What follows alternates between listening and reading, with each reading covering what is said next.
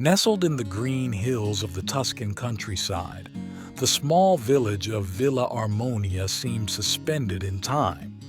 With its stone houses, cobblestone streets, and pastel-colored shutters, it was the perfect refuge for those seeking peace and authenticity. In this corner of the world, far from the noise of the city, there was a bakery that was much more than a shop. It was a heart that beat for the entire community. Guglielmo Bartoli, a man with a lined face and eyes full of kindness, was the owner of the Forno di Villa Armonia, a shop that his family had looked after for over 100 years.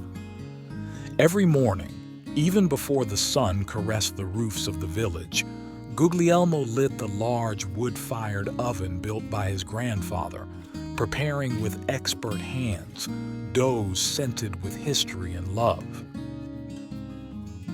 Before continuing, subscribe to our channel and activate the bell so you don't miss any of our stories.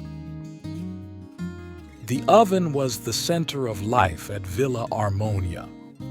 The elderly gathered there to exchange news, children ran to buy warm focaccias, and tourists who ventured into the hills never failed to stop to savor that bread that tasted of tradition. Guglielmo, widowed 5 years earlier, had found comfort in his work and in the grateful smiles of his customers. Yet, a veil of melancholy accompanied him. He had no children to pass on the family business to, and the thought that the bakery might close one day saddened him deeply. It was one autumn evening, as he was lowering the shutter of the shop, that fate knocked on his door in the form of a young woman huddled under the arch of the church. Her hair was disheveled, her face was hollow with tiredness, and in her eyes there was a sadness that William recognized immediately, the desperation of someone who has lost everything. Without hesitation, he picked up a bag of fresh bread and a small bottle of water and approached her.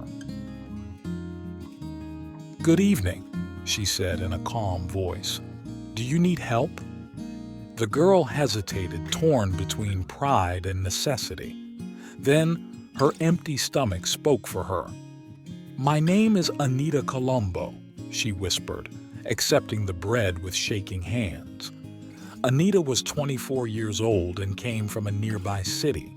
She had studied fashion and design with passion, but after losing her mother to a long illness and watching her father withdraw into grief, she found herself alone and without direction. After a series of precarious jobs and broken dreams, she decided to leave everything behind, wandering around Italy in search of a new opportunity. Guglielmo listened in silence to her story, feeling the desire to help her grow within him. Maybe it was the innate goodness he had always had, or maybe it was the memory of his wife, who had taught him that a small gesture can save a life. That night, while the wind carried the smell of must from the surrounding vineyards, Guglielmo made a decision.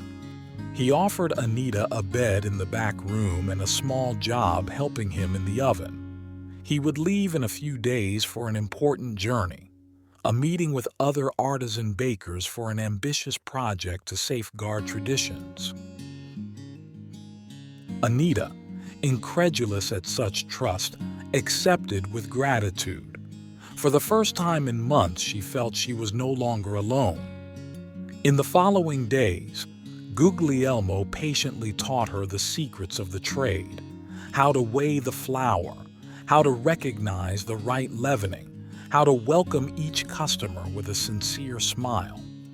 Anita learned quickly, guided not only by need, but by a nascent passion for that simple and ancient art. When Guglielmo left for his journey, Villa Armonia seemed to be falling asleep under a starry sky. Anita was left alone to manage the bakery, trembling but determined not to disappoint those who had believed in her. The first day was difficult. The customers, accustomed to Guglielmo's reassuring presence, looked at Anita with suspicion. Some grumbled, others ignored her.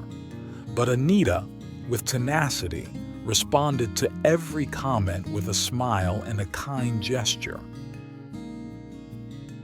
As the days passed, her creativity took over. She created small flower-shaped loaves, wove breadsticks like works of art, invented a traveler's basket with bread, biscuits, and focaccia, perfect for those visiting the village. Each idea was greeted with growing enthusiasm. The shop, which at first seemed too big for her, began to fill up. Tourists smiled in front of the colorful window. Children returned to ask for the spiral breadsticks. The old women of the village exchanged recipes with the new baker. On the last day, Anita had a special idea: the community loaf. She invited each customer to bring an ingredient: rosemary, walnuts, raisins, honey. Each contribution was kneaded together, creating a unique bread, which contained the soul of Villa Armonia. When the scent of the great golden bread spread in the air, the residents gathered in front of the oven. And when Anita cut the first slice and offered it, spontaneous applause broke out. Tears of joy shone in everyone's eyes. Just then, Guglielmo returned. The taxi stopped in the sunny square, and he, getting out with his suitcase in his hand, was speechless in front of the scene. A joyful crowd, the bakery alive as never before. And in the center of it all, Anita, her face lit up by a smile full of life.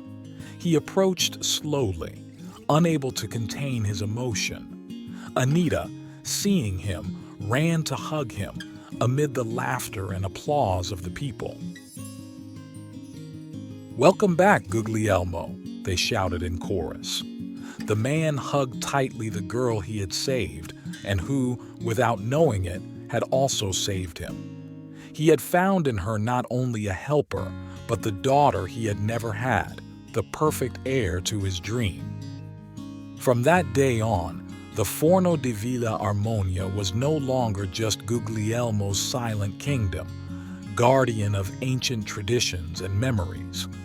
With Anita's arrival, it became something more, a place of rebirth, of shared creativity, a true laboratory of dreams where every loaf told a story and every cake carried with it a message of hope.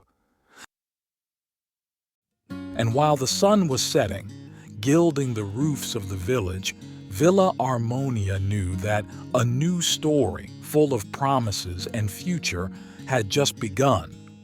Because sometimes a gesture of trust, an unexpected encounter, a piece of shared bread is enough to start a new story. Did you like this story? Leave a comment below. Thanks for watching the video till the end, and see you next story.